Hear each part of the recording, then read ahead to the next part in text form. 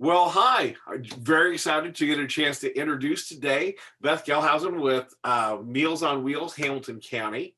And I want to have you tell us a little bit about who Meals on Wheels is. I think we all have our ideas of what it is, but why don't you tell us what you say it is? Okay. Sure, sure. And it's what everybody thinks it is. I mean, generally speaking, we deliver meals to primarily seniors, but there can be, particularly during COVID, folks who can't get out of their home. Typically, though, it's seniors and folks who are disabled.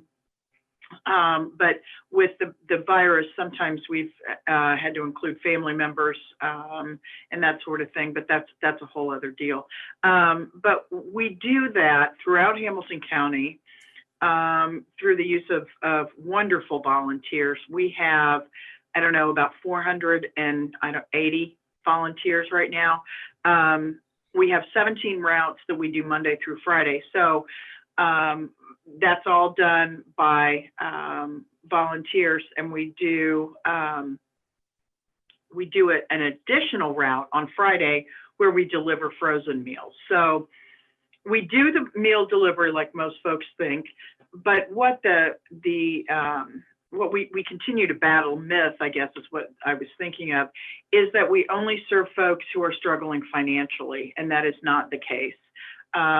It's about 50-50 right now, folks that fully pay for their meals versus those who have some financial help.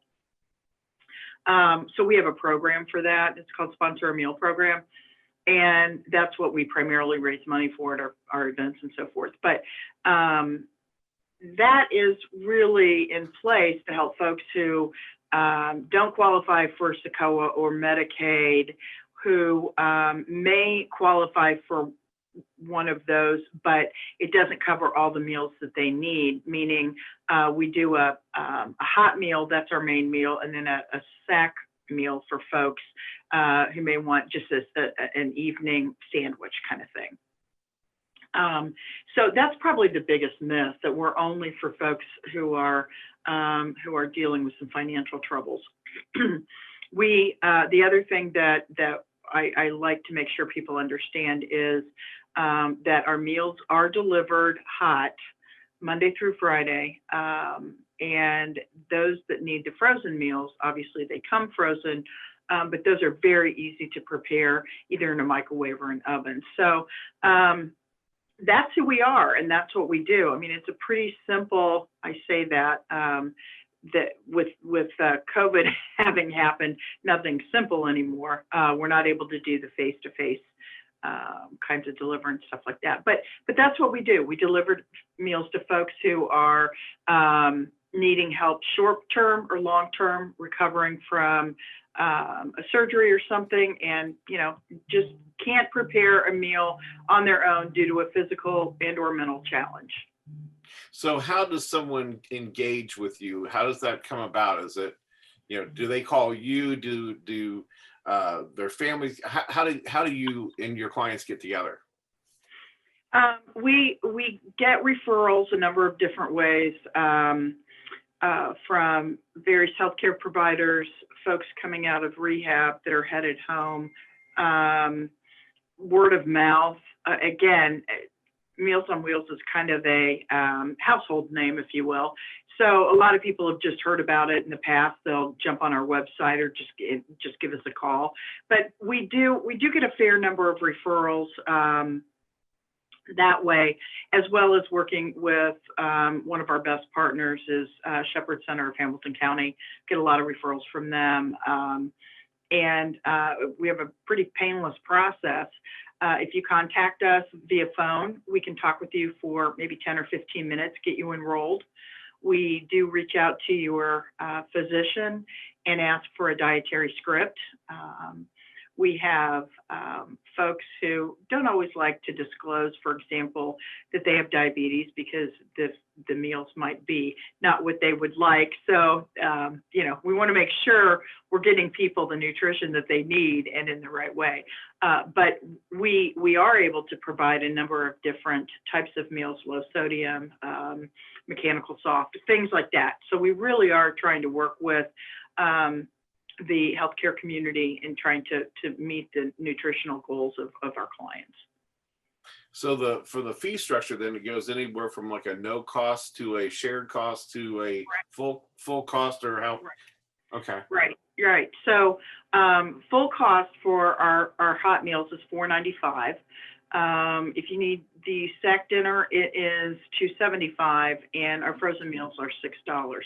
So yeah, we have folks who depend completely on our meal sponsorship program, and some folks who are just, quite frankly, very insistent that they are paying for something. We have some folks that pay 50 cents a meal. So, and we do look at that. We do use the Fed's guidelines. However, we are operating independently of the federal government, so we can be much more discretionary, if you will, about folks that we can put on the program. We're looking at medical expenses, their living situation, those sorts of things. So my goal is to feed folks, not find reasons not to. So it sounds like to me that you're juggling not only your clients, but you're also very involved with like sponsors, or and also with volunteers. So what does someone need to know about being a sponsor for your organization or to be a volunteer? Our website, of course, is the best way to gather that information. To be a volunteer, we're looking for folks over the age of 18 who are available roughly from about 10:45 to 11:45, 12:30, up to 12:30. Just kind of depends on the route and the day. Who's willing to commit for at least a day a month to deliver. And that is something that, like I said, can take as little as a half hour if one of our routes has become smaller for some reason, to maybe an hour or a little bit more. To become a sponsor, again, you can do that through our website, but we have folks who do want to pay for an individual to receive meals, and so again, that can be done on a weekly, monthly, annual basis. Okay, well, very good. Well, you've been with Meals on Wheels for quite some time. I was looking at your thing. It's about 9 years now. So, yeah. I see you would do other things as well, consulting. So tell me more about Beth. Tell me how did you get here? Just like everybody does everything, not intentionally. I mean, initially, I spent 19 years at a nonprofit in Hamilton County, and I thought maybe it was time to leave before somebody else suggested it was time for me to leave. And it was, you can do something for so long, and you need to let someone else take a look at that, change the vision. And I guess I could say, not be stale anymore. So I did that, and when I left there, I had already started doing some nonprofit consulting and contract work, which I continued to do until, I don't know, maybe that's how I got this position. I was doing work with nonprofits in the community, helping them transition from an old director to a new director, and I took this position. And I said, if you're looking for somebody permanent, you don't want to bring me on. And you always have to be careful what you say because things change. And so I really enjoy being here. It's a different pace than what I was used to when I was at my other nonprofit. Smaller, we do one thing. I swore I wouldn't write grants anymore. Of course, grants are a big part of it. So never say never, but I've just stayed pretty much in the nonprofit world my whole career, and I really enjoy it. I love the networking that goes on in this county. And if I can just say, during COVID, I have been so impressed with the other organizations in the community and working together with them during such a crazy time.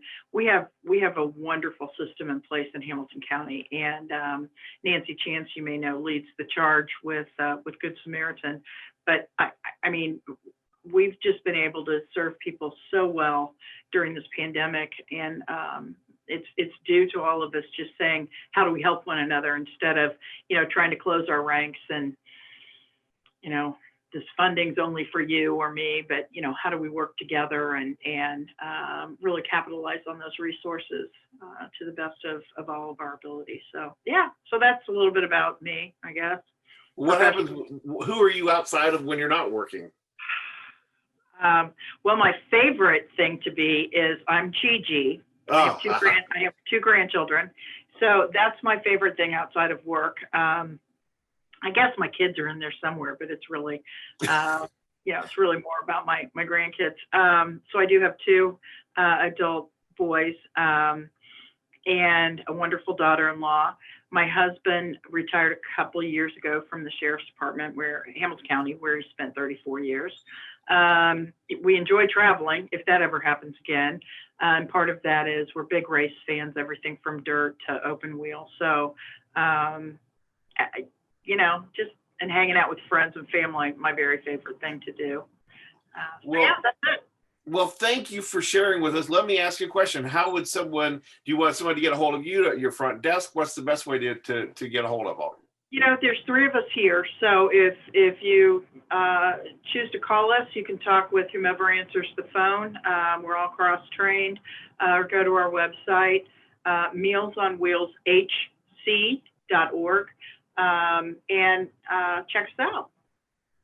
Well, thank you so much. I really enjoyed it. I'm sure that everyone's going to enjoy meeting you. So we'll talk soon.